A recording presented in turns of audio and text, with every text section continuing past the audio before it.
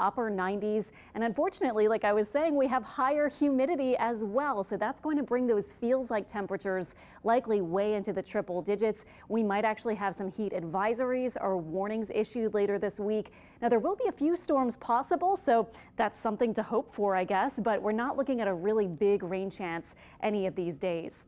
Radar is quiet right now. There are some storms off to our north. We're not expecting those to make it near us, but there are a couple of severe storms actually north of Jackson. These are going to kind of swing off to the east and northeast of where we are.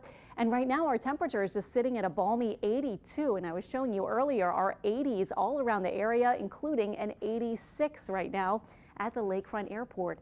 Today we did hit 93. The average was 90, not at the record of 96. But we are expecting our temperatures to stay mostly in the 70s for overnight and into early tomorrow morning. So your wake up forecast north and south of the lake looking for 70s with mostly clear skies and mainly dry conditions.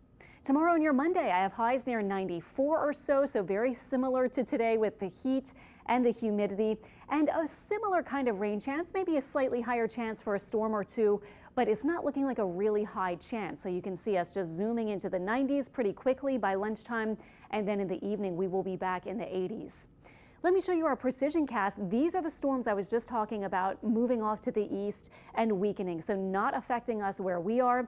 We're fast forwarding through tomorrow, and one thing we will watch out for tomorrow is actually that we do have a few storms taking a familiar swing down to the south, these little disturbances that kick up, and sometimes this time of year they're able to sustain themselves coming all the way south, but sometimes not. So for tomorrow, it looks like it will probably run out of gas as it gets towards central Louisiana. These may be the storms, and then you can see it almost breaks up. So tomorrow afternoon into tomorrow night, we may have just a few of these kind of spotty showers or a couple of storms. This is by 10 p.m. tomorrow, maybe a little bit of spotty rain.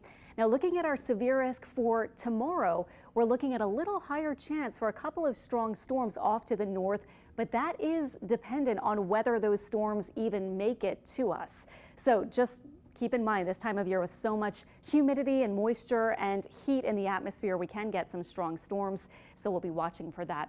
Now this week, what we will see is the high pressure building in, but actually at the surface, we will continue with south winds. So that will drag in moisture from the Gulf. Plus that high will be sinking, creating that stable atmosphere where we're not able to get a whole lot of cooling rain.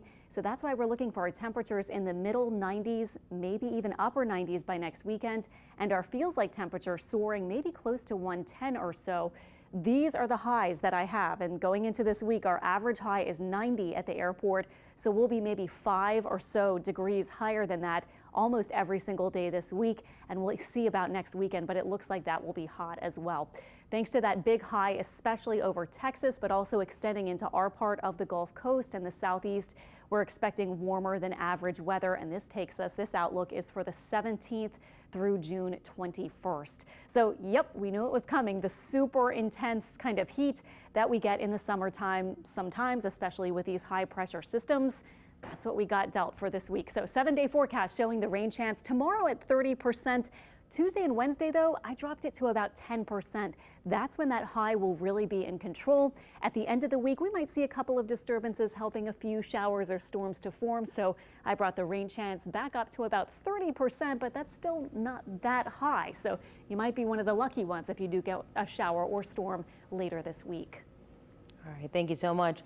New Orleans native Wendell Pierce is not taking home the Tony